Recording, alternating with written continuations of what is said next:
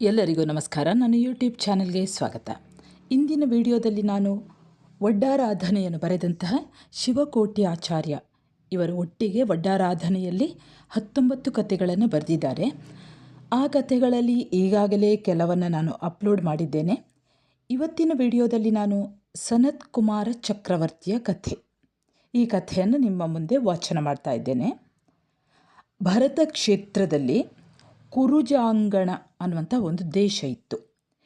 ಈ ನಾಡಿಗೆ ಸೇರಿದ ಹಸ್ತಿನಾಪುರ ಇಲ್ಲಿ ವಿಶ್ವಸೇನ ಎಂಬವನು ರಾಜನಾಗಿದ್ದ. ಇವನ ರಾಣಿ ಸಹದೇವಿ. ಈ ದಂಪತಿಗಳ ಪುತ್ರರತ್ನ ಸನತ್ ಕುಮಾರ ಅಂತ ಒಬ್ಬ ಮಗ ಇದ್ದ. ಸರ್ವಲಕ್ಷಣ ಸಂಪನ್ನನಾದ ಈ ಸನತ್ ಕುಮಾರ ಸಕಲ ಕಲೆಗಳಲ್ಲಿಯೂ ಕೂಡ ಪಾರಂಗತನಾಗಿದ್ದ.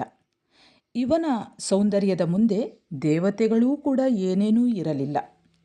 ಸಿಂಹ ವಿಕ್ರಮ ಎಂಬ ಸಾಮಂತನ ಪುತ್ರನಾದಂತಹ ಮಹೇಂದ್ರ ಸಿಂಹ ಈತ ಸನತ್ ಕುಮಾರನ ಸ್ನೇಹಿತನಾಗಿದ್ದ. ಇವರಿಬ್ಬರು ಅನ್ಯೋನ್ಯ ಪ್ರೀತಿಯಿಂದ ಕಾಲ ಕಳೆಯುತ್ತಿದ್ದರು. ಏಕಚಕ್ರ ನಗರದ ಅಧಿಪತಿ ಭೂರಾಮ ಎಂಬವನು ವಿಶ್ವಸೇನ ಮಹಾರಾಜನಿಗೆ ಒಂದು ದುಷ್ಟ ಸ್ವಭಾವದ ಕುದುರೆಯನ್ನು ಕಾಣಿಕೆಯಾಗಿ ಕಳುಹಿಸುತ್ತಾನೆ. ಸನತ್ ಕುಮಾರನು ಈ ತುಂಟ ಕುದುರೆಯನ್ನು ಏರಿ ಲಕ್ಷ್ಮೀಗೃಹ ಅನ್ನುವಂತಹ ಉದ್ಯಾನದಲ್ಲಿ ಆ ಕುದುರೆಯನ್ನು ಯಾವುದೋ ಒಂದು ಕಾರಣಕ್ಕಾಗಿ ಚಾವಟಿಯಿಂದ ಹೊಡೆಯುತ್ತಾನೆ.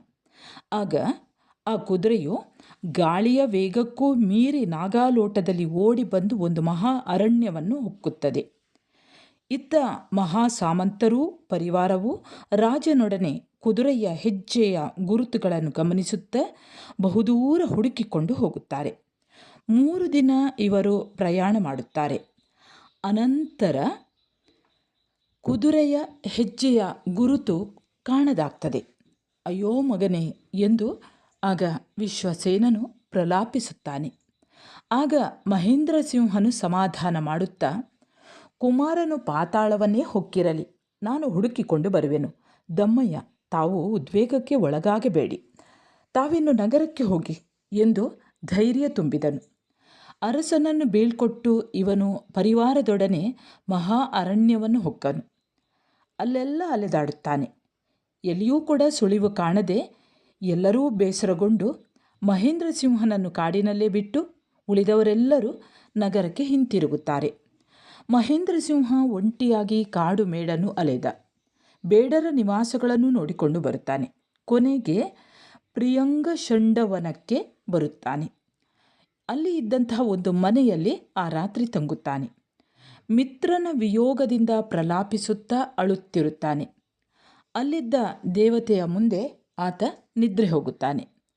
ಮನೋಹರಿ ಎಂಬ ಮುಹೂರ್ತದಲ್ಲಿ 100 ಹೆಣ್ಣಾನೆಗಳಿಂದ ಬಳಸಿದ ಸೊಕ್ಕಿದ ಸಲಗವು ತಿಳಿನೀರಿನಲ್ಲಿ ಕ್ರೀಡಿಸುವುದನ್ನು, ಹಣ್ಣಿನಿಂದ ಜಗ್ಗಿದ ಮಾವಿನ ಮರವನ್ನೂ ಇವನು ಕನಸಿನಲ್ಲಿ ಕಂಡ.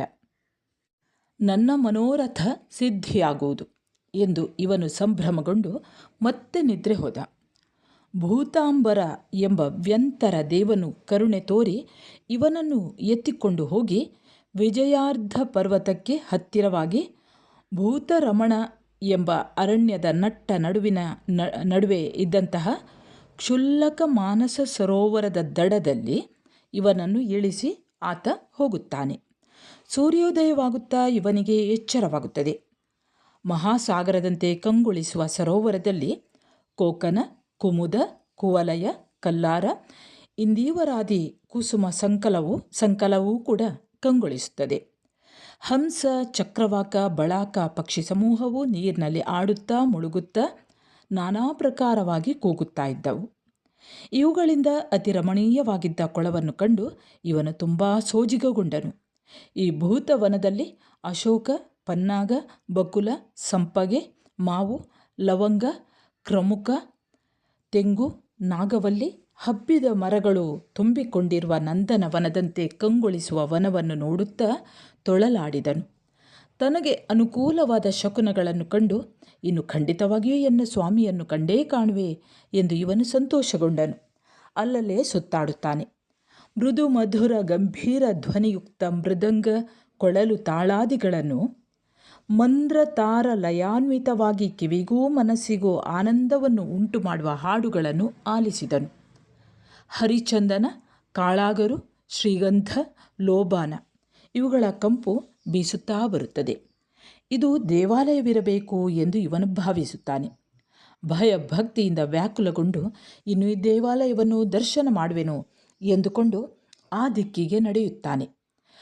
ಫಳಫಳಿಸುವ ಬಂಗಾರದಿಂದ ರೂಪುಗೊಂಡ ನಾನಾ ಮಣಿಖಚಿತವಾದ ಹಾರಾಡುವ ಧ್ವಜಗಳುಳ್ಳ ವಿದ್ಯಾಧರ ಕನ್ಯೆಯರು ಕ್ರೀಡಿಸುವಂತಹ ಭವನವನ್ನು ಕಂಡು ವಿಸ್ಮಯಾಕ್ರಾಂತನಾದನು. ಭವನದ ಬಳಿಗೆ ಬಂದನು. ಒಂದು ಮರದ ಮರೆಯಲ್ಲಿ ನಿಂತು ಈಕ್ಷಿಸಿದನು. ಎದುರುಗಡೆ ಇರುವ ಮಣಿಮಂಟಪದಲ್ಲಿ ದಿವ್ಯ ಸ್ತ್ರೀಯರು ವಿಲಾಸದಿಂದ ಚಾಮರ ಬೀಸುತ್ತಿದ್ದರು. ದಿವ್ಯವಾದ ಹಾಸಿಗೆಯ ಮೇಲಿದ್ದು ನಾಟಕವನ್ನು ನೋಡುತ್ತಿದ್ದ ಸನತ್ ಕುಮಾರನನ್ನು ಕಂಡು ಇವನು ಹೂಬಿಟ್ಟ ಕದಂಬ ವೃಕ್ಷದಂತೆ ರೋಮಾಂಚನಗೊಂಡನು. ನೇರವಾಗಿ ಇವನು ಕುಮಾರನ ಕಡೆ ಹೆಜ್ಜೆ ಹಾಕಿದನು. ಇವನನ್ನು ಗಮನಿಸಿ ಕುಮಾರನು ಎದ್ದು ಇತ್ತ ಸುಳಿದಾಗ ಇವನು ಕುಮಾರನ ಕಾಲಿಗೆ ಬಿದ್ದನು. ಕೂಡಲೇ ಮಹೇಂದ್ರ ಸಿಂಹನಿಗೆ ಮೂರ್ಛೆ ಬಂದಿತು. ಶೀತಲ ಶುಶ್ರೂಷೆಯಿಂದ ಇವನಿಗೆ ಎಚ್ಚರವಾಯಿತು. ಸ್ವಾಮಿ, 6 ತಿಂಗಳ ನಂತರ ತಮ್ಮ ದರ್ಶನವಾಯಿತು. ನಾನು ನಿನ್ನನ್ನೇ ನಂಬಿರುವೆ ಎಂದು ಗದ್ಗದನಾಗಿ ಇವನು ಅತ್ತನು. ಕುಮಾರನು ಅವನನ್ನು ಸಂತೈಸಿ ವಿಪುಲಶ್ರೀ ಎಂಬ ವಿದ್ಯಾಧರ ವಿಲಾಸಿಯನ್ನು ಕರೆದು, ಈ ನನ್ನ ಸೋದರನಿಗೆ ಆಯಾಸವೆಲ್ಲ ಪರಿಹಾರವಾಗುವಂತೆ ಸ್ನಾನಪಾನ ಭೋಜನಾದಿಗಳನ್ನು ಬೇಗ ಏರ್ಪಡಿಸು ಎಂದು ಕುಮಾರನು ಆಜ್ಞಾಪಿಸಿದನು. ಹಾಗೆ ಮಾಡುವುದಾಗಿ ಹೇಳಿ ಇವಳು ಮಹೇಂದ್ರ ಸಿಂಹನನ್ನು ಕರೆದುಕೊಂಡು ಹೋಗಿ ವೈಭವದಿಂದ ಸ್ನಾನ ಮಾಡಿಸಿ ದಿವ್ಯ ಆಹಾರವನ್ನು ಉಣಿಸಿ ವಸ್ತ್ರಾಭರಣ, ಗಂಧ, ಹೂವು, ತಾಂಬೂಲ ಇವನ್ನೆಲ್ಲ ಕೊಟ್ಟು ಆತನನ್ನು ತೃಪ್ತಿಪಡಿಸುತ್ತಾಳೆ. ಅವನು ಕೂಡ ಹಿಂದಿನ ದುಃಖವನ್ನೆಲ್ಲ ಮರೆಯುತ್ತಾನೆ. ಕ್ಲೇಶಗೊಂಡವನಿಗೆ ಸ್ವರ್ಗ ಸಿಕ್ಕಿದಂತಾಯಿತು. ಅಲ್ಲಿಂದ ಹೊರಟ ಇವನು ಕುಮಾರನಲ್ಲಿಗೆ ಬಂದು ಅವನೊಡನೆ ಏಕಾಸನದಲ್ಲಿ ಕುಳಿತನು. ಸರ್ವಾಭರಣ ಭೂಷಿತನಾದ ಇವನು ನೇತ್ರ ಮನೋಹರಿ ಎಂಬ ದಿವ್ಯ ಸುಂದರಿಯನ್ನು ಕಂಡು ಬೆಕ್ಕಸ ಬೆರಗಾದನು. ಸ್ವಾಮಿ, ಸತ್ಪುರುಷನು ವ್ರತಶೀಲ, ಉಪವಾಸ, ತಪಶ್ಚರಣ, ಸಲೇಖನ ಮುಂತಾದ ಶೋಭಾನುಷ್ಠಾನ ಕ್ರಿಯೆಗಳನ್ನು ಮಾಡಿ ಮರುಭವದಲ್ಲಿ ದೇವಾಂಗನೆಯರಿಗೆ ಒಡೆಯನಾಗುವನು. ನೀವು ಏನೂ ಮಾಡದೆ ಈ ಭವದಲ್ಲೇ ಸ್ವರ್ಗವನ್ನು ಕಂಡಿರಿ. ಇದು ನನಗೆ ತುಂಬ ಸೋಜಿಗವಾಗಿ ಕಾಣುವುದು ಎಂದು ಮಹೇಂದ್ರ ಸಿಂಹನು ಆಶ್ಚರ್ಯವನ್ನು ವ್ಯಕ್ತಪಡಿಸುತ್ತಾನೆ. ಇವರು ದೇವಾಂಗನೆಯರಲ್ಲ, ಇವರು ವಿದ್ಯಾಧರಿಗಳು ಎಂದು ಕುಮಾರನು ತಿಳಿಸಿದನು. ಇವರನ್ನು ನೀವು ಹೇಗೆ ಪಡೆದಿರಿ ಮತ್ತು ಯಾವ ರೀತಿ ಇಲ್ಲಿಗೆ ಬಂದಿರಿ? ನನಗೂ ತಿಳಿಯುವಂತೆ ವಿವರಿಸಿ ಎಂದು ಮಹೇಂದ್ರ ಸಿಂಹನು ಕೇಳಿದನು. ಹಿಂದಿನ ರಾತ್ರಿಯೆಲ್ಲ ನಿದ್ದೆಗೆಟ್ಟು ಅತಿರಂಜನೆ ಎಂಬ ನಾಟಕವನ್ನು ಕುಮಾರನು ನೋಡಿ ಆಯಾಸಗೊಂಡಿದ್ದನು. ಕಮಲಮತಿ ಎಂಬ ವಿದ್ಯಾಧರ ಚದುರೆಯನ್ನು ಕರೆದು ತನಗೆ ಸಂಬಂಧಪಟ್ಟ ಎಲ್ಲ ಕಥೆಯನ್ನು ಮಹೇಂದ್ರ ಸಿಂಹನಿಗೆ ಹೇಳು ಎಂದು ತಿಳಿಸಿ ಕುಮಾರನು ನಿದ್ರೆ ಮಾಡಲು ಮಲಗುವ ಮನೆಗೆ ಹೋದನು. ವಿದ್ಯಾಧರೆಯು ನಡೆದುದನ್ನು ತಿಳಿಸಲು ಪ್ರಾರಂಭಿಸಿದನು. ಆಕೆ ಹೇಳುತ್ತಾಳೆ ಈ ಕಥೆಯನ್ನು. ಕುಮಾರನು ದುಷ್ಟ ಕುದುರೆಯ ಮೇಲೆ ಕುಳಿತ ನಂತರ ಅದು 3 ದಿನ ಹಗಲು ರಾತ್ರಿ ನಾಗಾಲೋಟ ಓಡುತ್ತಾ ಕಾಡು, ಮೇಡು, ಪರ್ವತ, ಕಣಿವೆ, ನದಿ ಈ ಪ್ರದೇಶದಲ್ಲಿ ಅಲೆಯಿತು. ಅದರ ಕರುಳು ಹೊರಬಂದಿತು. ಕೊರಳು ಮುರಿದು ಕುದುರೆ ಸತ್ತು ಹೋಯಿತು. ಕುಮಾರನು ಹಸಿವಿನಿಂದಲೂ ನೀರಡಿಕೆಯಿಂದಲೂ ಕಂಗಾಲಾದನು. ಬಸವಳಿದು ದೊಡ್ಡ ಆಲದ ಮರದ ಕೆಳಗೆ ಬಂಡೆಯ ಮೇಲೆ ಮಲಗಿದನು. ಆಲದ ಮರದ ನಿವಾಸಿಯಾದ ಮನೋಹರ ಯಕ್ಷನು ಈತನು ಪೂರ್ಣಚಕ್ರಿ ಇರಬೇಕು ಎಂದು ನಿರ್ಧರಿಸಿ ಈತನ ಮೇಲೆ ಪನ್ನೀರನ್ನು ಚಿಮುಕಿಸಿದನು. ಇವನಿಗೆ ತಂಗಾಳಿ ಬೀಸಿದನು. ಇವನಿಗೆ ತಂಪಾಗುವಂತೆ ಮಾಡಿ ಚಿನ್ನದ ಪಾತ್ರೆಯಲ್ಲಿ ಸುಗಂಧಪೂರಿತವಾದ ಕೊರೆಯುವ ನೀರನ್ನು ಈತನಿಗೆ ಕುಡಿಯಲು ಕೊಟ್ಟನು. ನೀನು ಯಾರು? ಈ ನೀರನ್ನು ಎಲ್ಲಿಂದ ತಂದೆ ಎಂದು ಕುಮಾರನು ಕೇಳಿದನು. ನಾನು ಈ ಆಲದ ಮರದಲ್ಲಿರುವ ಯಕ್ಷ. ಈ ನೀರನ್ನು ಕ್ಷುಲ್ಲಕ ಮಾನಸವೆಂಬ ಸರೋವರದಿಂದ ತಂದೆನು ಎಂದು ಯಕ್ಷ ತಿಳಿಸಿದನು. ಹಾಗಾದರೆ ನೀನು ನನ್ನನ್ನು ಆ ಸರೋವರದ ಬಳಿಗೆ ಕರೆದುಕೊಂಡು ಹೋಗು.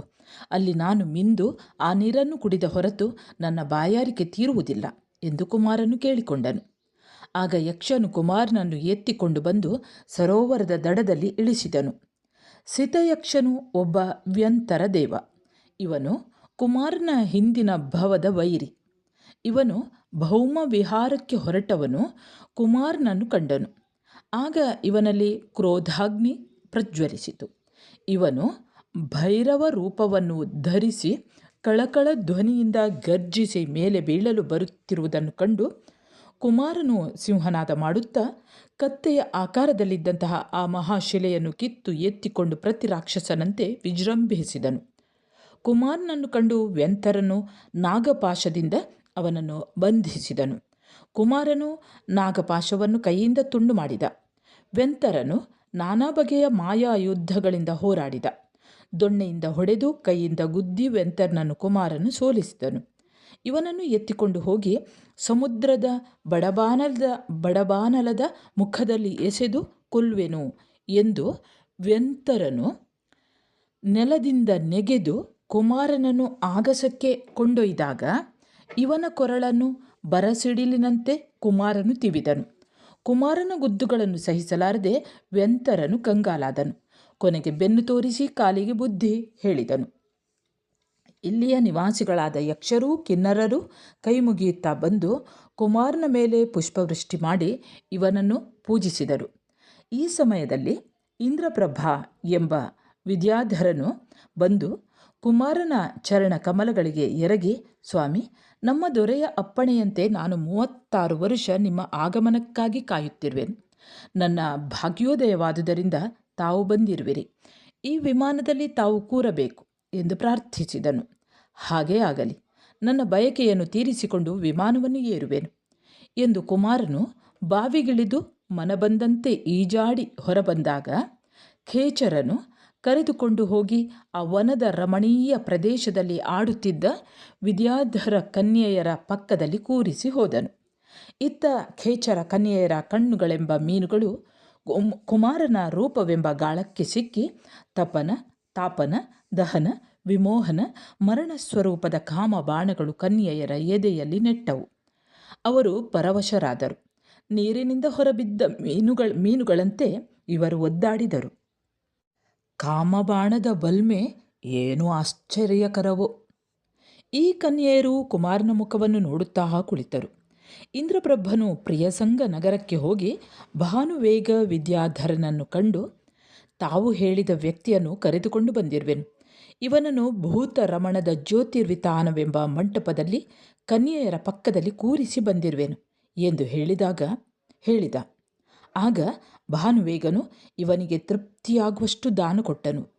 ವಿಪುಲಶ್ರೀ ಎಂಬ ಖೇಚರಿಯನ್ನು ಕರೆದು ಕೂಡಲೇ ನೀನು ಹೋಗು, ಕೀರ್ತಿ ಧವಳನಿಗೆ ಊಟೋಪಚಾರಕ್ಕೆ ಏರ್ಪಾಡು ಮಾಡು ಎಂದು ಆಜ್ಞಾಪಿಸಿದನು. ಇವಳು ಸಪರಿವಾರದೊಡನೆ ಬಂದು ಕುಮಾರನಿಗೆ ಸ್ನಾನ ಮಾಡಿಸಿದಳು, ಊಟ ಮಾಡಿಸಿದಳು, ಅಲಂಕಾರ ಮಾಡಿಸಿದಳು. ಅನಂತರ ಇವನನ್ನು ದಿವ್ಯವಾದ ಹಾಸಿಗೆಯಲ್ಲಿ ಕೂರಿಸಿ ಅನಂಗ ಸುಂದರಿಯನ್ನು ಕರೆದು ಆಡಲು ಹೇಳಿದಳು. ಇವಳು ನಾಟಕವನ್ನು ಅಭಿನಯಿಸಿ ಕುಮಾರನ ಮುಂದೆ ವಿನಯದಿಂದ ನಿಂತುಕೊಂಡಳು. ನೀವು ನನ್ನ ಕಣ್ಣಿಗೆ ಹಬ್ಬ ಉಂಟು ಮಾಡಲು ಕಾರಣವೇನು? ನೀವು ಯಾರು ಎಂದು ಕುಮಾರನು ವಿಚಾರಿಸಿದನು. ವಿಜಯಾರ್ಧ ಪರ್ವತದಲ್ಲಿ ಪ್ರಿಯಸಂಗಮ ನಗರವಿದೆ. ಇಲ್ಲಿ ಭಾನುವೇಗನು ವಿದ್ಯಾಧರನಾಗಿರುವನು. ಶ್ರೀಮಾಲಿ ಮುಂತಾದ 8 ಮಂದಿ ರಾಣಿಯರು ಇವನ ಪತ್ನಿಯರು.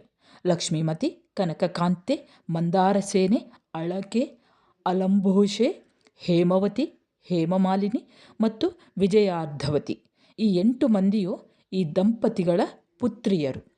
ಈ ಕನ್ಯೆಯರನ್ನು ಯಾರಿಗೆ ಕೊಡುವುದು ಎಂದು ಭಾನುವೇಗನು ಒಬ್ಬ ನೈಮಿತ್ತಿಕನನ್ನು ಕೇಳಿದನು. ಕ್ಷುಲ್ಲಕ ಮಾನಸವೆಂಬ ಕೊಳದಲ್ಲಿ ಸಿತಯಕ್ಷನೆಂಬ ದೇವನನ್ನು ಯುದ್ಧದಲ್ಲಿ ಯಾರು ಸೋಲಿಸುವರೋ ಅವನಿಗೆ ಈ ಕನ್ಯೆಯನ್ನು ಕೊಡಬೇಕು ಎಂದು ನೈಮಿತ್ತಿಕನು ತಿಳಿಸಿದನು. ಆದ್ದರಿಂದ ನೀವು ನಮ್ಮ ಸ್ವಾಮಿಯಾಗಿರುವೆ ಎಂದು ಹೇಳಿದಾಗ ಮಹಾವೈಭವದಿಂದ ಅಲ್ಲಿಗೆ ಖೇಚರೇಂದ್ರರು ಆಗಮಿಸಿದರು. ಈತನೇ ನಿಮ್ಮ ಮಾವ ಎಂದು ತೋರಿಸಿದರು. ಕುಮಾರನು ಮೇಲೆದ್ದು ಗೌರವವನ್ನು ವ್ಯಕ್ತಪಡಿಸಿದನು. ವಿದ್ಯಾಧರೇಂದ್ರನು ಇವನನ್ನು ಕಂಡು 3 ಲೋಕಕ್ಕೂ ತಿಲಕಪ್ರಾಯನಾದ ಅಳಿಯ ನನಗೆ ದೊರೆತ ಎಂದು ಬಹಳ ಸಂತೋಷಗೊಂಡು ಕುಮಾರನನ್ನು ಕರೆದುಕೊಂಡು ನಗರಕ್ಕೆ ಬಂದು ಅದೇ ದಿವಸ 8 ಮಂದಿ ಕನ್ಯೆಯರನ್ನು ಕುಮಾರನಿಗೆ ಕೊಟ್ಟು ಮದುವೆ ಮಾಡಿದನು. ಇವನು ಕನ್ಯೆಯರ ಜೊತೆಯಲ್ಲಿ ಸುಖವಾಗಿರುವಾಗ ಸುನಂದೆ ಎಂಬ ಕನ್ಯೆಯ ಕಂಬನಿಯನ್ನು ಒರೆಸಲು ಒಬ್ಬ ವನದೇವತೆ ಬಂದು ಕುಮಾರನನ್ನು ಎತ್ತಿಕೊಂಡು ಹೋದಳು. ಹರಿಕೂಟ ಪರ್ವತದ ಜ್ಯೋತಿರ್ವನದಲ್ಲಿ ಒಂದು ದಿವ್ಯ ಶಯ್ಯಾತಳವನ್ನು ಸೃಷ್ಟಿಸಿ ಅದರ ಮೇಲೆ ಅವನನ್ನು ಕೂರಿಸಿದಳು. ಅನಂತರ ವನದೇವತೆ ಹೊರಟು ಹೋದಳು. ಬೆಳಗಾಯಿತು. ಕುಮಾರನು ಎದ್ದು ದಿಕ್ಕುಗಳನ್ನು ನೋಡಿದನು. ನನಗಿದು ಪರಮಾಶ್ಚರ್ಯ. ರಾತ್ರಿ ನನಗೆ ವಿವಾಹವಾದುದು ಕನಸೋ ಏನೋ ಎಂದು ಸಂದೇಹಗೊಂಡು ಕೈಯಲ್ಲಿರುವ ಕಂಕಣವನ್ನು ಕಂಡು, ಆಗಬೇಕಾದುದು ಆಗಿಯೇ ತೀರುವುದು. ಕರ್ಮವು ಯಾರಿಗೂ ತಪ್ಪಿದ್ದಲ್ಲ. ವಿಪತ್ತು ಬಂದಾಗ ಅತ್ತರೆ ಪ್ರಯೋಜನವೇನು? ಸಂಪತ್ತು ಬಂದಾಗ ಆಶ್ಚರ್ಯವೂ ಕೂಡದು ಎಂದು ಕುಮಾರನು ಚಿಂತಿಸಿದನು. ಆಗ ದೂರದಲ್ಲಿ ದಟ್ಟವಾದ ಅಡವಿಯಲ್ಲಿ ಸಾಕೇತ ನಗರದ ಅರಸನಾದ ಸುರಥನಿಗೂ ಈತನ ರಾಣಿ ಚಂದ್ರದೇವಿಗೂ ನಾನು ಮಗಳಾಗಿರುವೆನು. ನಾನು ಸನತ್ಕುಮಾರನ ಭಾರ್ಯೆ. ನನ್ನ ಹೆಸರು ಸುನಂದ. ವಜ್ರವೇಗನೆಂಬ ವಿದ್ಯಾಧರನು ಅನ್ಯಾಯದಿಂದ ನನ್ನನ್ನು ಅಪಹರಿಸಿಕೊಂಡು ಬಂದಿರುವನು. ಕಿನ್ನರ, ಕಿಂಪುರುಷ, ಗರುಡ, ಗಂಧರ್ವ, ಯಕ್ಷ, ರಾಕ್ಷಸ ದೇವತೆಗಳೇ, ವಿದ್ಯಾಧರರೇ ನನ್ನನ್ನು ರಕ್ಷಿಸಿ, ಯಾರಾದರೂ ಬಂದು ಕಾಪಾಡಿ ಎಂಬ ಕರುಣಾಜನಕ ಧ್ವನಿಯನ್ನು ಆಲಿಸಿ ಕುಮಾರನು ವಿಸ್ಮಯಗೊಂಡು ಸಿಂಹಾವಲೋಕನ ಮಾಡಿದನು. ಸ್ಫಟಿಕಮಯವಾದ ಶಿಲಾಗ್ರಹದ ಕೆಳಗಿದ್ದ ಯಕ್ಷಕನ್ಯೆಯನ್ನು ಕಂಡು, ನೀನು ಯಾರು? ಏನು ಹೇಳುತ್ತಿರುವೆ? ಸನತ್ಕುಮಾರ ಯಾರು ಎಂದು ಕುಮಾರನು ವಿಚಾರಿಸಿದನು. ಅಯೋಧ್ಯೆಯಲ್ಲಿ ಸುರಥ ರಾಜನಿರುವನು. ಇವನ ರಾಣಿ ಚಂದ್ರಯಶೆ. ನಾನು ಆ ದಂಪತಿಗಳ ಮಗಳು. ನನ್ನ ಹೆಸರು ಸುನಂದೆ. ನಾನು ಗರ್ಭದಲ್ಲಿರುವಾಗಲೇ ಸನತ್ಕುಮಾರನಿಗೆ ಮೀಸಲಾದೆನು. ನಾನು ಮದನೋದ್ಯಾನದಲ್ಲಿ ಉಯ್ಯಾಲೆ ಆಡುತ್ತಿದ್ದೆ.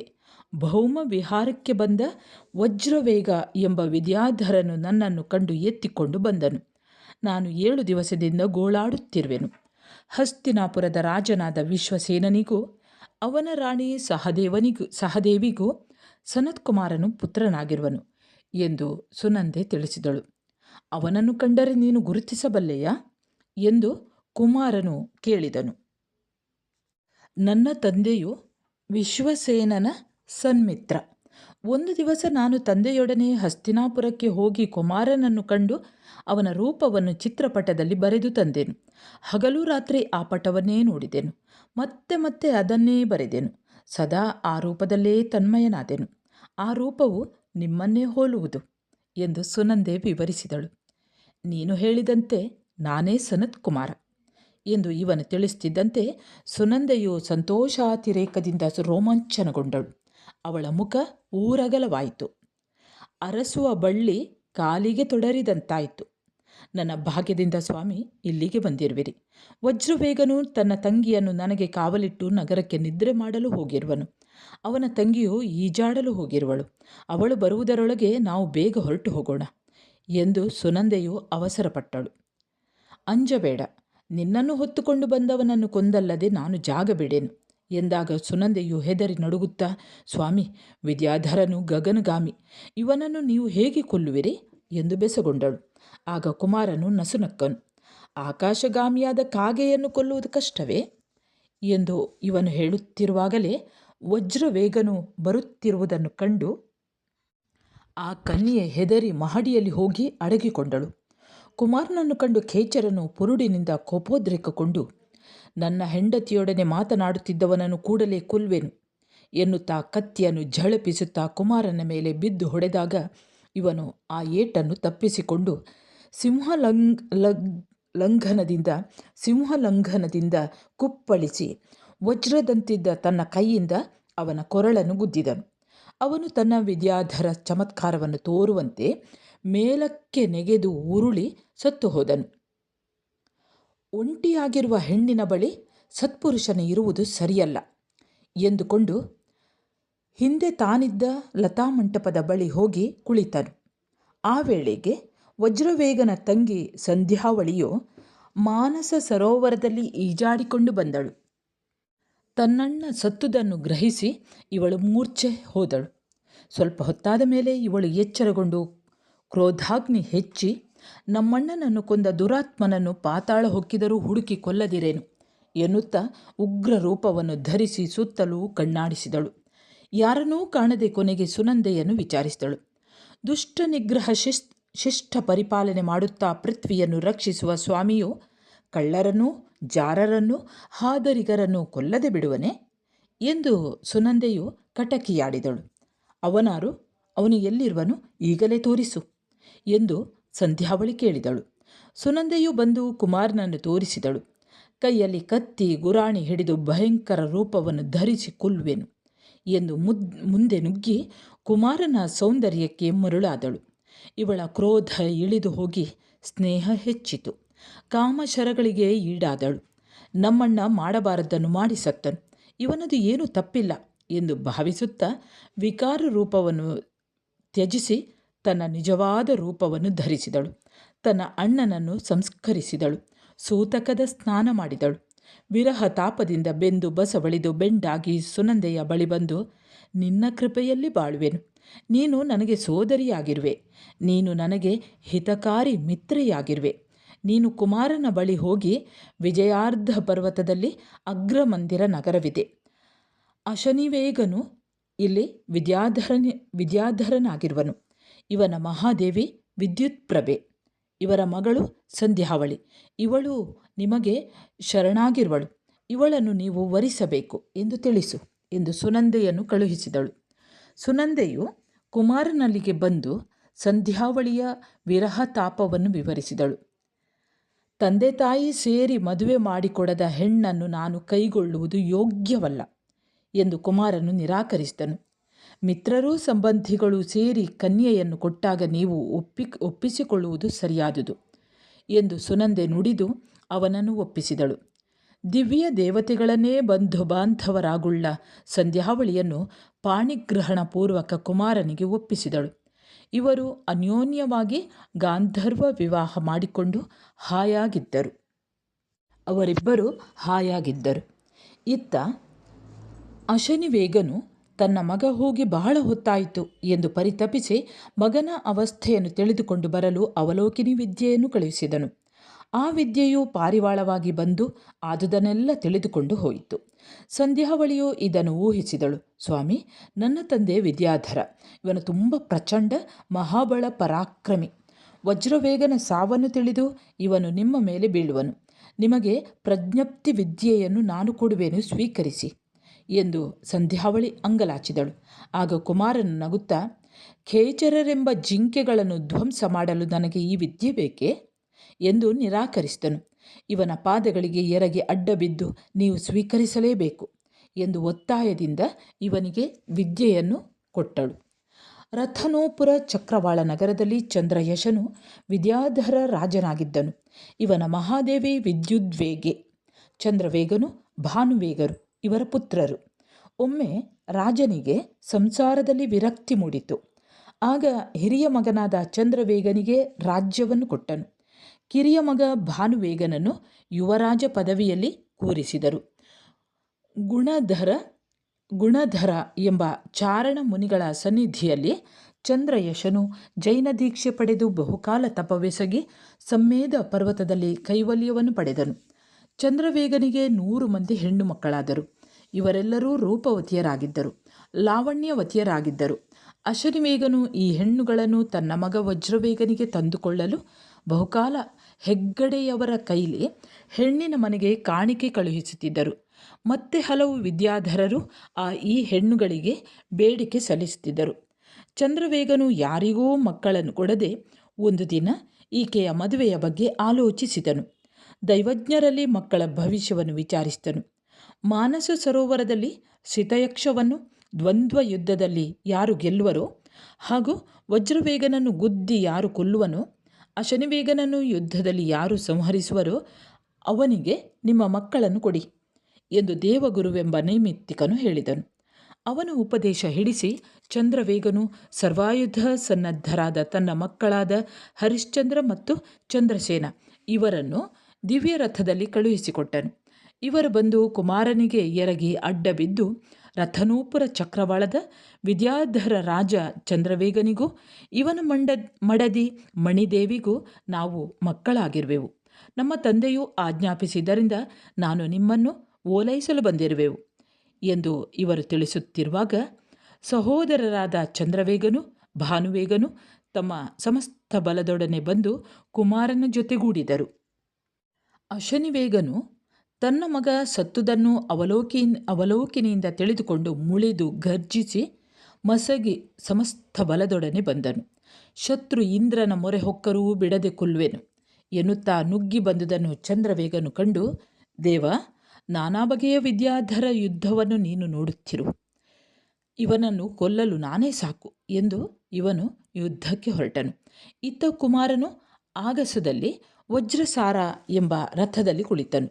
ಛತ್ರ ಚಾಮರ, ನವಿಲುಗರಿ, ಕೊಡೆ, ಸಾಲುಧ್ವಜ, ಪತಾಕೆ ಮುಂತಾದ ಮಹಾವಿಭೂತಿಯಿಂದ ಯಕ್ಷನಾಗಿ ಸನತ್ಕುಮಾರನು ಯುದ್ಧವನ್ನು ಈಕ್ಷಿಸುತ್ತಿದ್ದನು.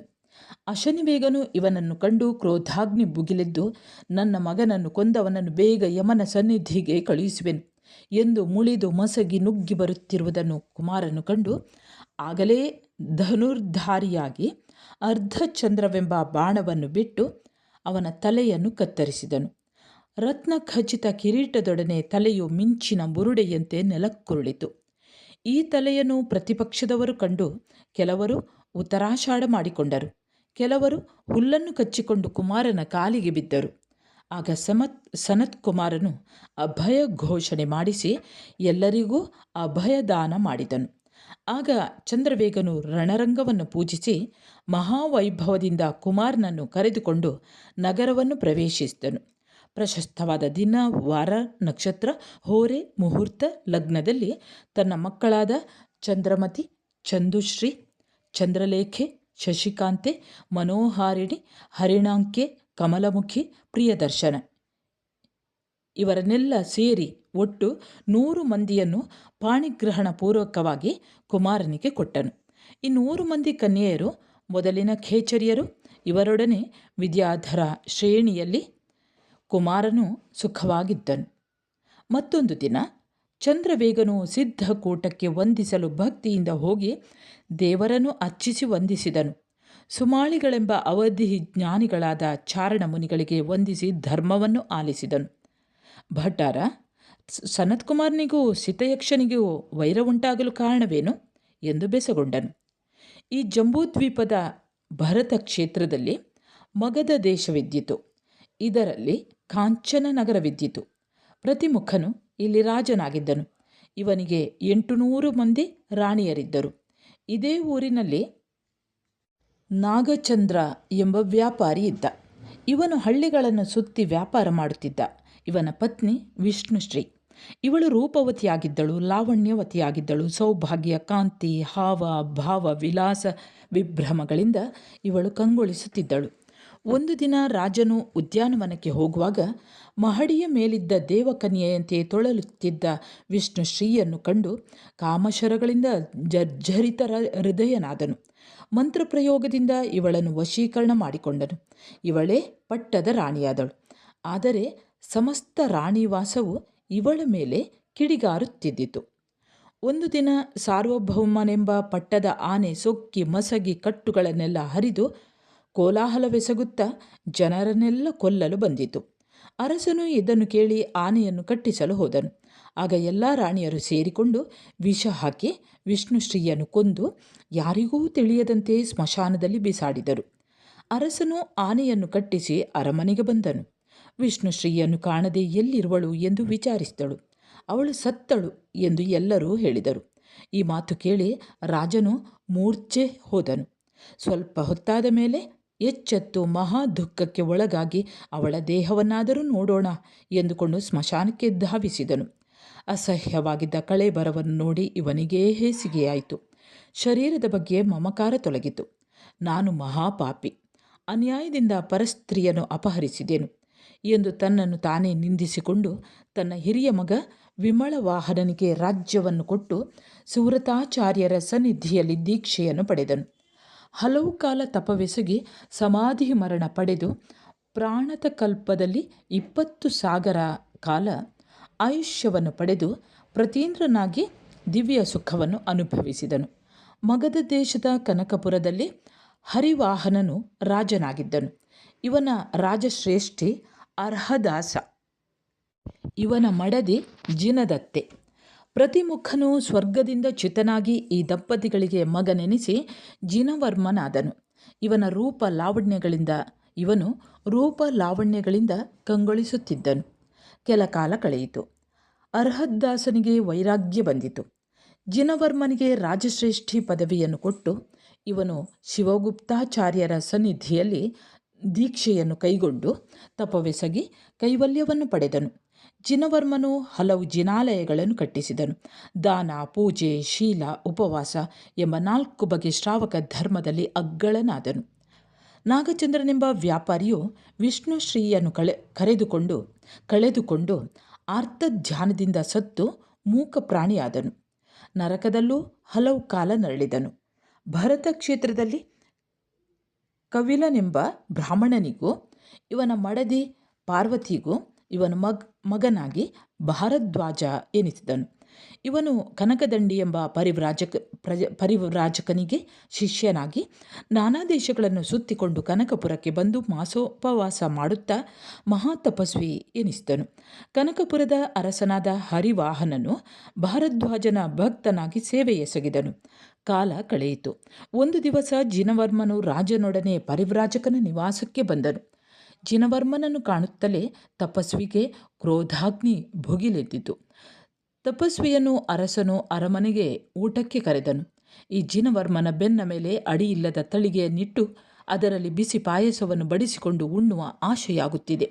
ಇದನ್ನು ನೆರವೇರಿಸಿದಲ್ಲಿ ನಾನು ಊಟಕ್ಕೆ ಬರುವೆನು ಎಂದು ತಪಸ್ವಿಯು ಷರತ್ತು ಹಾಕಿದನು. ಇದನ್ನು ಕೇಳಿ ಅರಸನಿಗೆ ಅಚ್ಚರಿಯಾಯಿತು.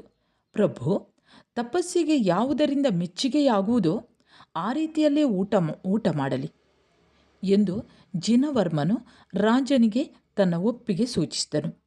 ಗರ್ಭಸುಖಿಯಾದ ಜಿನವರ್ಮನ ಬೆನ್ನಿನ ಮೇಲೆ ದೊಡ್ಡ ತಳಿಗೆಯನ್ನಿಟ್ಟು ಅದರ ತುಂಬ ಕುದಿಯುತ್ತಿದ್ದ ಪಾಯಸವನ್ನು ಬಡಿಸಿದರು. ಅದು ತಣ್ಣಗಾಗುವ ತನಕ ತಡೆದು ಆಮೇಲೆ ತಪಸ್ವಿ ಊಟ ಮಾಡಿದನು. ಆ ತಳಿಗೆಯನ್ನು ಎತ್ತಿದಾಗ ಅದರೊಡನೆ ಬೆನ್ನಿನ ಚರ್ಮವೆಲ್ಲ ಕಿತ್ತುಕೊಂಡು ಬಂದಿತು. ಇವನು ತಪಸ್ವಿಯಲ್ಲ, ರಾಕ್ಷಸನು. ಇವನು ಪಂಚಮಹಾಪಾತಕನು.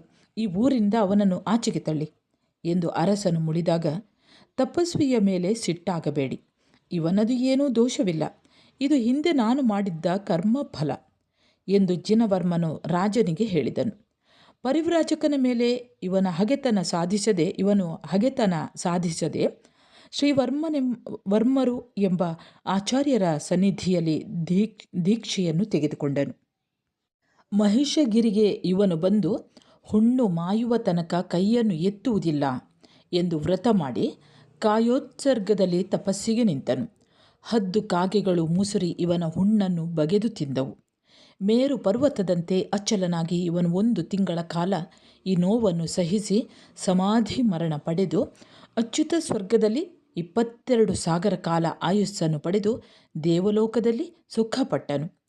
ದೇವಲೋಕದಿಂದ ಚ್ಯುತನಾದ ಜಿನವರ್ಮನು ಈಗ ಸನತ್ಕುಮಾರನಾಗಿರುವನು. ಆ ಪರಿವ್ರಾಜಕನು ಆ ಅಚ್ಯುತೇಂದ್ರನಿಗೆ ವಾಹನ ದೇವನಾದನು. ಅಲ್ಲಿಂದ ಚ್ಯುತನಾದ ಇವನು ಚತುರ್ಗತಿಗಳಲ್ಲಿ ತುಂಬ ತೊಳಲಿ ಕೊನೆಗೆ ಅಂಜನಗಿರಿಯ ತಟದಲ್ಲಿದ್ದ ವಸಿಷ್ಠನೆಂಬ ತಾಪಸಿಗೂ ಇವನ ಮಡದಿ ಗೂಕೆಗೂ ಮಗನಾಗಿ ಬಕ ಎನಿಸಿದನು.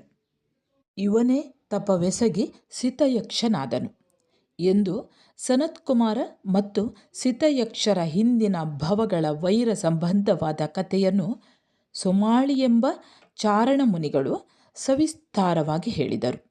ನನ್ನ ಸ್ವಾಮಿಯಾದ ಖೇಚರೇಂದ್ರರು ಎಲ್ಲವನ್ನೂ ಕೇಳಿ ಚಾರಣಮುನಿಗಳಿಗೆ ವಂದಿಸಿ ತನ್ನ ನಗರಕ್ಕೆ ಹೋದನು ಎಂದು ಕಮಲಮತಿಯು ಮಹೇಂದ್ರ ಸಿಂಹನಿಗೆ ವಿವರಿಸಿದಳು. ಈ ವೇಳೆಗೆ ಸುಕುಮಾರನು ನಿದ್ರೆ ಮಾಡಿ ಎದ್ದನು.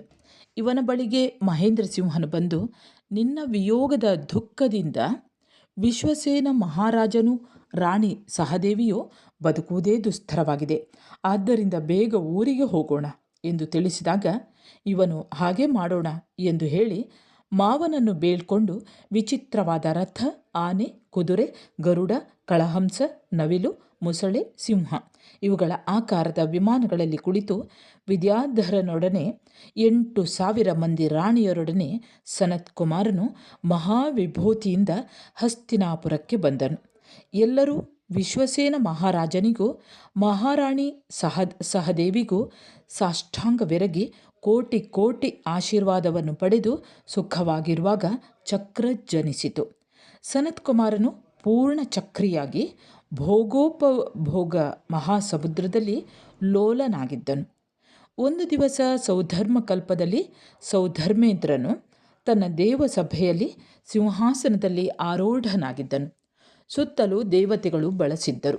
ಎಲ್ಲರೂ ಸೌದಾಮಿನಿ ಎಂಬ ನಾಟಕದಲ್ಲಿ ಮಗ್ನರಾಗಿದ್ದರು.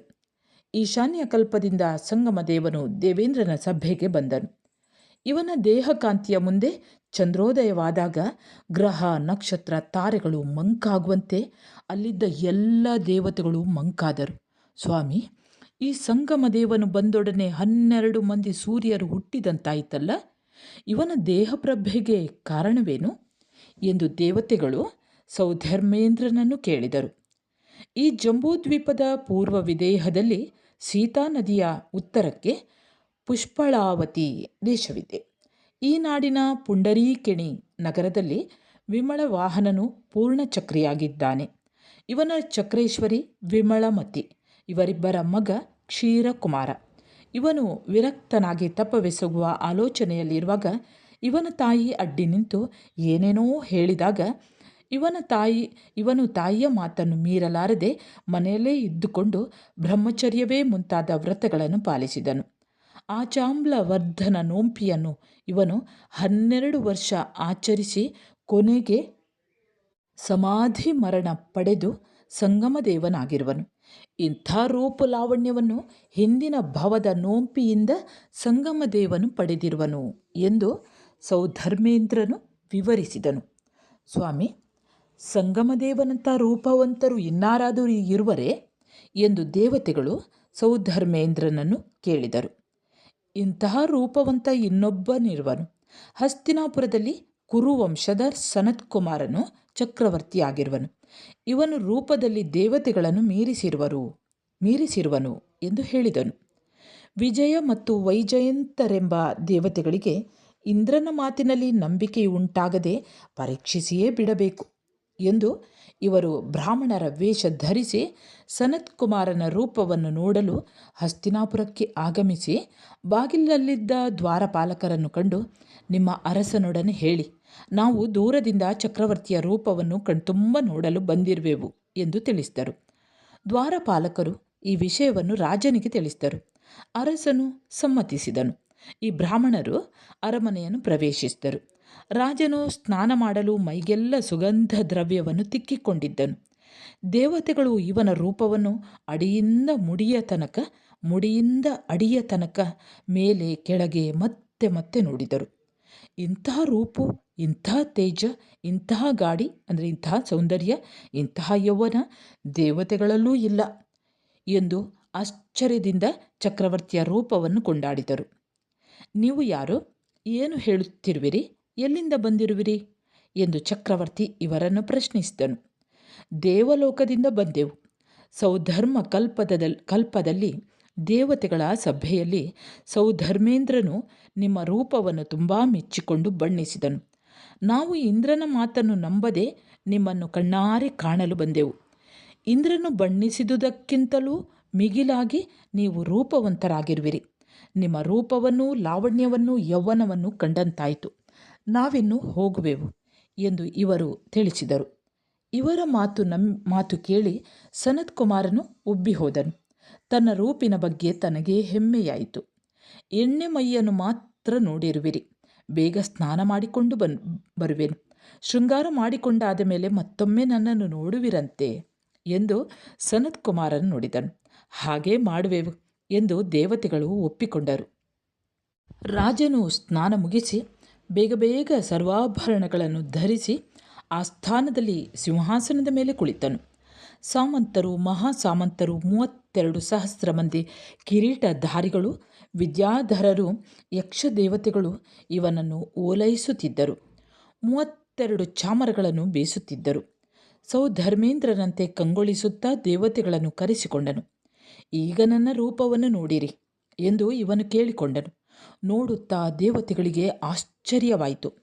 ಕಾಮನ ಬಿಲ್ಲು ಸಪ್ತವರ್ಣಗಳಿಂದ ಕೂಡಿರುತ್ತದೆ. ಮೋಡಕ್ಕೆ ಇದು ಅಂಟಿಕೊಂಡಿರುತ್ತದೆ, ಆದರೂ ಕಾಮನ ಬಿಲ್ಲು ನಾಶವಾಗದಿರದು. ಇದೇ ರೀತಿ ಮಾನವನ ಯೌವನವೂ ಕರಗಿ ಹೋಗುವುದು. ಈ ಕ್ಷಣ ಮಾತ್ರದಲ್ಲೇ ಮಾನವರ ರೂಪು, ಗಾಡಿ, ಚೆಲುವು, ತೇಜಸ್ಸು, ಯೌವನವು ಕುಂದಿ ಹೋಗಿದೆ ಎಂದು ದೇವತೆಗಳು ಹೇಳಿದರು. ಹಿಂದೆ ನನ್ನ ರೂಪವನ್ನು ನೀವೇ ಹೊಗಳಿದಿರಿ, ಈಗ ಏಕೆ ಹಳೆಯುತ್ತಿರುವಿರಿ ಎಂದು ಕೇಳಿದನು. ಅರಸ, ಕೇಳು. ದೇವತೆಗಳ ತೇಜಸ್ಸು, ಲಾವಣ್ಯ ಇವು ಹುಟ್ಟಿದ ಕ್ಷಣದಿಂದ ಹಿಡಿದು ನಡುಪ್ರಾಯದ ತನಕ ಹೆಚ್ಚುತ್ತಾ ಹೋಗುವುದು, ಮುಂದೆ ಕ್ಷೀಣಿಸುತ್ತಾ ಬರುವುದು. ನಾವು ನೋಡಿದಾಗ ನೀವು ಯೌವನ ತುಂಬಿಕೊಂಡಿದ್ದೀರಿ. ಈಗ ಆಯಸ್ಸು, ತೇಜಸ್ಸು, ರೂಪವೂ, ಲಾವಣ್ಯವೂ, ಯೌವನವು ಸ್ವಲ್ಪ ಇಳಿದು ಹೋಗಿರುವುದನ್ನು ಈಗ ಕಾಣುತ್ತಿರುವೆವು ಎಂದು ದೇವತೆಗಳು ಹೇಳಿದರು. ನಿಮಗೆ ಹೇಗೆ ಗೊತ್ತಾಯಿತು ಎಂದು ರಾಜನು ಕೇಳಿದನು. ನಮಗೆ ಅವಧಿ ಜ್ಞಾನವಿದೆ, ಆದ್ದರಿಂದ ನಾವು ಅರಿತೆವು, ಇದನ್ನು ಮನುಷ್ಯರು ಗ್ರಹಿಸಲಾರರು ಎಂದು ಹೇಳಿ ದೊನ್ನೆಯಾಕಾರದ ಮಡಿಕೆಯನ್ನು ತರಿಸಿ ಅದರಲ್ಲಿ ನೀರು ತುಂಬಿಸಿದರು. ಅದರಲ್ಲಿ ಚಾಮರವನ್ನು ಅದ್ದಿ ತೆಗೆದು ಸುತ್ತಲೂ ಬೀಸಿದರು. ಅಲ್ಲಿದ್ದವರ ಮೇಲೆಲ್ಲ ನೀರು ಚಿಮುಕಿಸಿದಂತಾಯಿತು. ಈಗ ನಾವು ಚಾಮರ ಅದ್ದಿ ನೀರನ್ನು ತೆಗೆದುಕೊಂಡೆವು, ಆದರೂ ಮಡಕೆಯ ತುಂಬ ನೀರಿದೆ. ನೀರು ಕುಂದಿರುವುದನ್ನು ನೀವು ಕಾಣಲಾರಿರಿ. ಇದೇ ರೀತಿ ಆಯಸ್ಸು, ತೇಜಸ್ಸು, ಲಾವಣ್ಯ, ಯೌವನ ಇವು ಪ್ರತಿಕ್ಷಣದಲ್ಲೂ ಕ್ಷೀಣಿಸುತ್ತಿರುತ್ತದೆ. ಸಾವು ಪ್ರತಿಕ್ಷಣದಲ್ಲೂ ಹತ್ತಿರಕ್ಕೆ ಬರುತ್ತಿರುವುದನ್ನು ನೀವು ತಿಳಿಯಲಾರಿರಿ ಎಂದು ಈ ದೃಷ್ಟಾಂತಪೂರ್ವಕ ರಾಜನನ್ನು ನಂಬಿಸಿ ದೇವತೆಗಳು ಸೌಧರ್ಮಕಲ್ಪಕ್ಕೆ ಹೋದರು. ರೂಪ, ಯೌವನ, ಆಯಸ್ಸು, ಇಂದ್ರಿಯ ಗೋಚರ ವಸ್ತುಗಳು, ಭೋಗೋಪಭೋಗಗಳು, ದೇಹ, ವೀರ್ಯ, ಇಷ್ಟಜನರ ಸಹವಾಸ, ರಾಜ್ಯ, ಸೊಬಗು, ಐಶ್ವರ್ಯ ಇವೆಲ್ಲ ನಮಗೆ ಅನಿತ್ಯವಾದವು ಎಂದು ಸಮಸ್ತ ಬುದ್ಧಿವಂತರೂ ಜ್ಞಾನನೇತ್ರದಿಂದ ಸದಾ ಕಾಣುವಂತಾಗಲಿ. ಹುಟ್ಟುವುದು, ಅನಂತರ ಮುಪ್ಪು, ರೋಗಗಳಿಂದ ಪೀಡಿತವಾಗುವುದು, ಕೊನೆಯಲ್ಲಿ ಜವನಬಾಯಿಗೆ ತುತ್ತಾಗುವುದು ಎಂಬ ಹುಟ್ಟು ಸಾವಿನ ಚಕ್ರ ಸದಾ ತಿರುಗುತ್ತಿರುವುದು ಎಂದು ಭಾವಿಸಿ ಸನತ್ಕುಮಾರನು ವಿರಕ್ತನಾದನು. ವಿಜಯಕುಮಾರನೆಂಬ ಹಿರಿಯ ಮಗನಿಗೆ ರಾಜ್ಯವನ್ನು ಕೊಟ್ಟನು. ಪರಿವಾರದೊಡನೆ ರಾಗದ್ವೇಷಗಳನ್ನು ತೊರೆದನು. ಬಾಹ್ಯಾಭ್ಯಂತರ ಪರಿಗ್ರಹಗಳನ್ನೆಲ್ಲ ಬಿಸುಟನು. ಹಲವು ಮಂದಿ ರಾಜಪುತ್ರರೊಡನೆ ಬಂದು ಇವನು ವಿನಯಂಧರ ಭಟ್ಟಾರರ ಸನ್ನಿಧಿಯಲ್ಲಿ ತಪಸ್ವಿಯಾದನು. 3 ದಿನ ಉಪವಾಸವಿದ್ದು ದೇಹ ಧಾರಣೆಗಾಗಿ ಆಹಾರಕ್ಕೆ ಹೊರಟಾಗ ಒಬ್ಬ ಬಡವಿಯಾದ ಮುದುಕಿ ಇವನನ್ನು ಸ್ವಾಗತಿಸಿ ಮೊದಲನೆಯ ದಿನ ಹಾರಕದಕ್ಕಿಯ ಅನ್ನವನ್ನು, ಅವರೆಯನ್ನು, ಎಣ್ಣೆಯನ್ನು, ಮೇಕೆಯ ಮಜ್ಜಿಗೆಯನ್ನು ಕೊಟ್ಟಳು. ಅದನ್ನು ಅಮೃತವೆಂದು ಭಾವಿಸಿ ಮುನಿಯು ಉಂಡು ಮತ್ತೆ 3 ದಿನ ಉಪವಾಸ ಮಾಡಿದನು.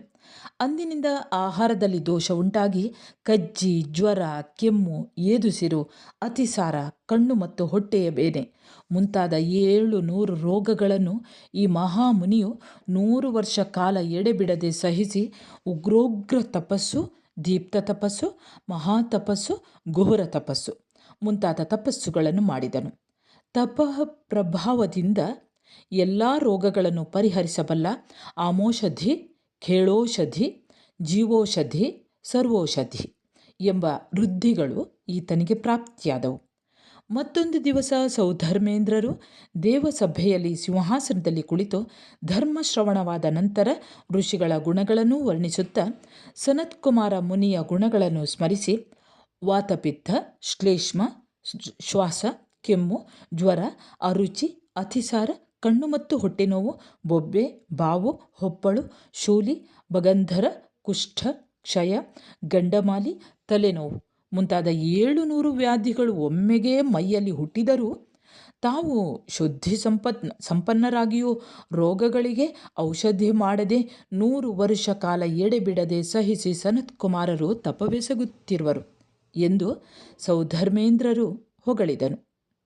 ಹಿಂದೆ ಕಾಣಿಸಿಕೊಂಡ 2 ದೇವತೆಗಳು ವೈದ್ಯರ ರೂಪ ಧರಿಸಿ ಮದ್ದುಗಳನ್ನು ಹಸುಬೆ ಚೀಲದಲ್ಲಿ ತುಂಬಿಕೊಂಡು ಪರೀಕ್ಷಿಸಬೇಕು ಎಂದು ಸನತ್ಕುಮಾರ ಋಷಿಗಳ ಬಳಿಗೆ ಬಂದು ವಂದಿಸಿ, ಭಟ್ಟಾರ, ನಿಮ್ಮ ದೇಹದಲ್ಲಿರುವ ಎಲ್ಲ ರೋಗಗಳನ್ನು ನಾವು ಮದ್ದು ಕೊಟ್ಟು ವಾಸಿ ಮಾಡಬಲ್ಲೆವು.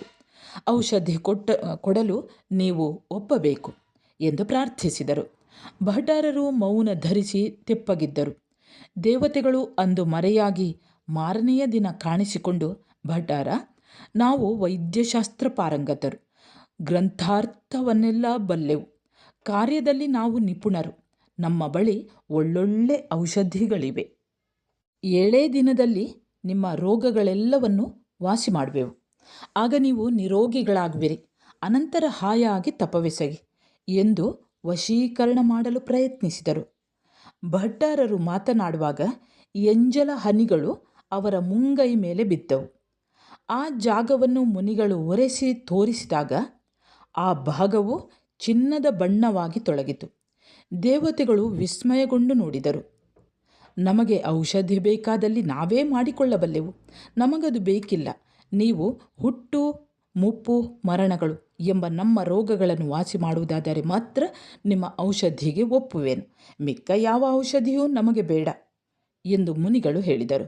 ಭಟ್ಟಾರ, ಸೌಧರ್ಮೇಂದ್ರನು ನಿಮ್ಮ ತಪಸ್ಸಿನ ಹಿರಿಮೆಯನ್ನು, ರೋಗಗಳನ್ನೆಲ್ಲ ತಾವು ಸಹಿಸಿಕೊಂಡಿರುವುದನ್ನು ದೇವತೆಗಳ ಸಭೆಯಲ್ಲಿ ತುಂಬ ಕೊಂಡಾಡಿದನು.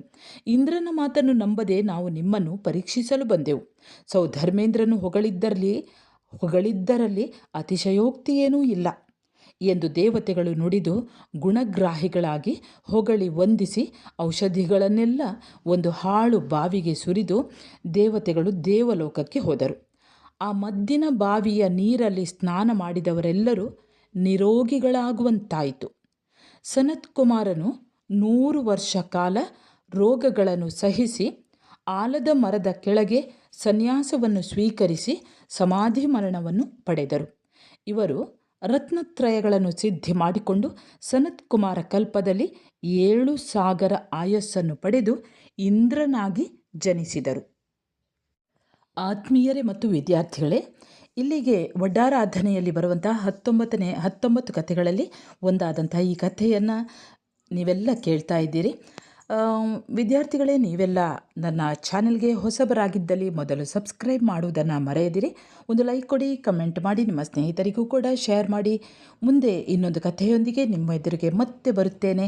ಅಲ್ಲಿಯವರೆಗೆ ನಮಸ್ಕಾರ.